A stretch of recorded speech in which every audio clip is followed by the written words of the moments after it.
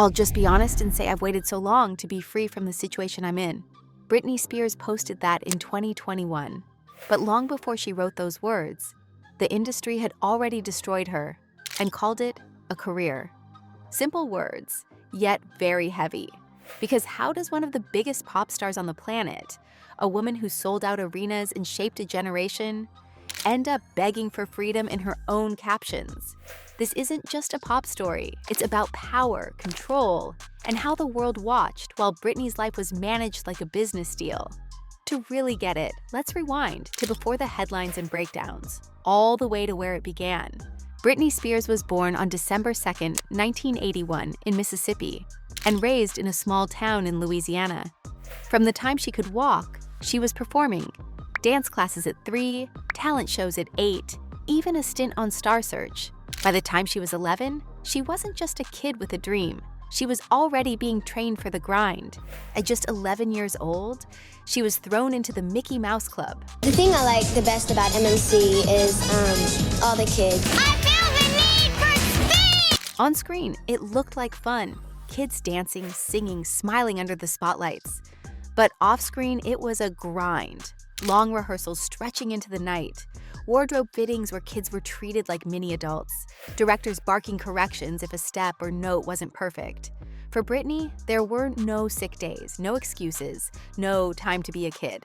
It's safe to say she was treated like an adult locked in a child's body. For Britney, the pressure hit early. Imagine being a child and knowing the show goes on whether you're tired, sad, or scared. Every smile had to be camera ready. Every mistake could cost you your chance. And when the show ended, she was just 13, already trained to believe that being good enough meant working harder, smiling brighter, pushing through no matter what it did to her. The Mickey Mouse Club wasn't just a stage, it was conditioning. It taught Britney that her value came from performing. And once you learn that as a kid, it's almost impossible to unlearn as an adult. By 16, Britney wasn't just chasing pop music, she was carrying it. Her first single, A Baby One More Time, sold over 10 million copies. It didn't just top charts, it became an obsession. Teenagers blasted the song on their headphones and hung her posters on their bedroom walls. But here's the cruelty. The image wasn't hers to own. She was packaged as both innocent and provocative, childlike yet sexualized, a contradiction designed to maximize profit. At 17, she was paraded in front of cameras, grilled by grown men about her body, her boyfriends, her virginity. Everyone's talking about it. What? Well, your breasts. My breast. You seem to get furious when a talk show host comes up with this subject. No male pop star was ever asked such questions. She smiled through it because she had to, but the humiliation showed in her eyes. This was the trade-off. On stage, she was untouchable. Off stage, she couldn't even buy a coffee without 50 cameras in her face. The world didn't see a teenager. They saw a product. Sweet enough for parents, sexy enough for tabloids, profitable enough for corporations. And once that machine started running, there was no off switch. Around 1999, Britney Spears and Justin Timberlake, who first met as kids on the Mickey Mouse Club, began a public teenage romance. In spring 2002, according to Britney's memoir, they even shared a house in Orlando, a base together, though the world still insisted their story was just rumor. Meanwhile, the industry spun tales about her innocence, about virginity, purity, teenage love. Stories she later revealed were as much marketing as reality. Then came the breakup that turned Britney's private pain into public branding. When she and Justin Timberlake split, the story didn't stay theirs. Justin weaponized it. Cry Me a River wasn't just a hit, it was a cultural verdict. The video featured a Britney lookalike, and the message was clear. She was the cheater, the liar, the villain. The media didn't hesitate. They loved the narrative. America's golden boy heartbroken. America's golden girl destroyed. Britney was barely 21, but she was cast as the villain in a story she didn't write. Timberlake's career skyrocketed. Britney was forced into damage control while cameras zoomed in on her every crack. In 2003, Diane Sawyer grilled her in front of millions, as if she were on trial for breaking Justin's heart. You did something that caused him so much pain, so much suffering. What did you do? It was cruelty disguised as journalism. Late-night comedians and tabloids piled on. Interviews rarely asked about her music anymore, only about betrayal and shame. But then, in 2004, came Kevin Federline. To the public, it looked like Britney had finally found stability. The whirlwind romance, the wedding, the smiles in front of cameras, it felt like a second chance.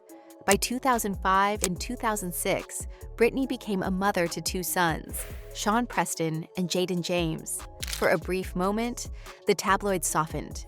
She wasn't just the princess of pop anymore. She was seen cradling her babies, talking about wanting a normal life, trying to build a family. Yet, the fairy tale didn't last.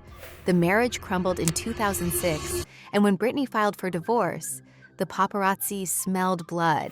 Every custody exchange became a media circus. She couldn't breathe without flashbulbs blinding her, blocked at gas stations, boxed in at parking lots, chased in traffic with her children in the back seat. The same cameras that once filmed her smiling with a newborn now captured her crying, cornered.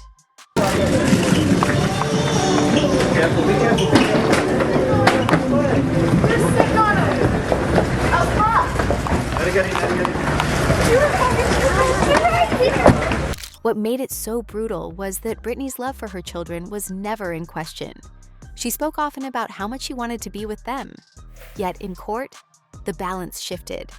Kevin Federline was awarded primary custody, and Britney, one of the most famous women in the world, was portrayed as an unfit mother. That loss cut deeper than any breakup or headline ever could, and it was this devastation, more than anything, that pushed her to the breaking point. By early 2007, the pressure was unbearable. Britney lost custody of her children, and the world watched her unravel. One night, with cameras rolling, she walked into a salon and shaved her head. So that night, I gave them some material. I went into a hair salon and I took the clippers and I shaved off all my hair. Everyone thought it was hilarious. Look how crazy she is. To outsiders, it looked like a meltdown. Britney herself later explained it was rebellion, the only act of control left to her. Soon after came the umbrella incident. Cornered by paparazzi swarming her car, she lashed out, striking a vehicle in frustration. How are you doing? You doing okay? I'm concerned about you though, okay?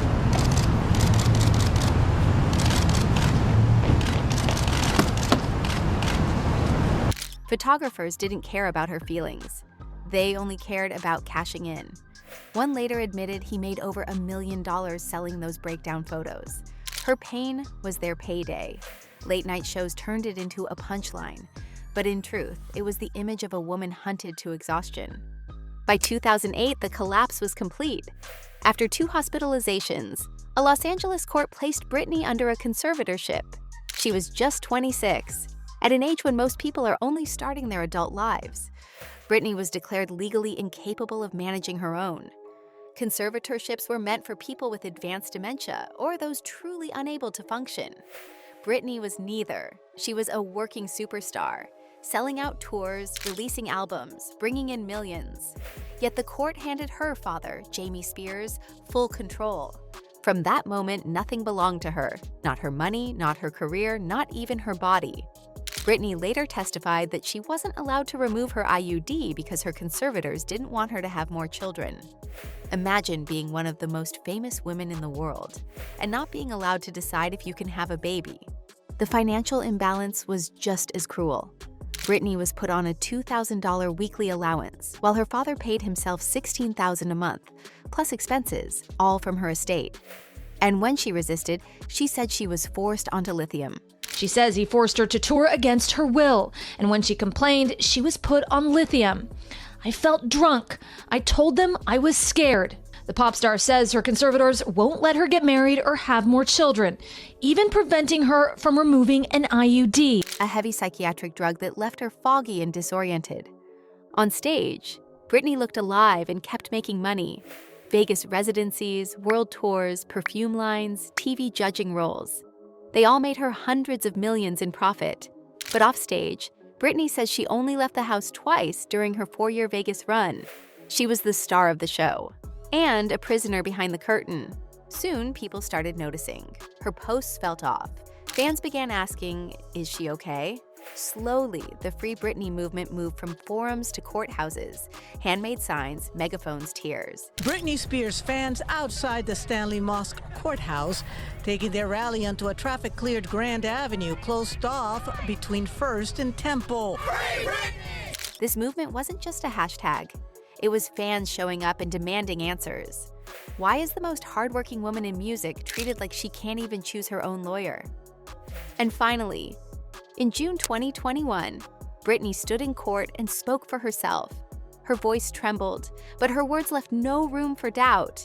And this time, she was heard. For 13 years, the world cheered while her life was managed like a business contract. In the end, Britney Spears had to stand in court and remind everyone she was never just a product. She was a person asking for her freedom. I just want my life back, and it's been 13 years, and it's enough.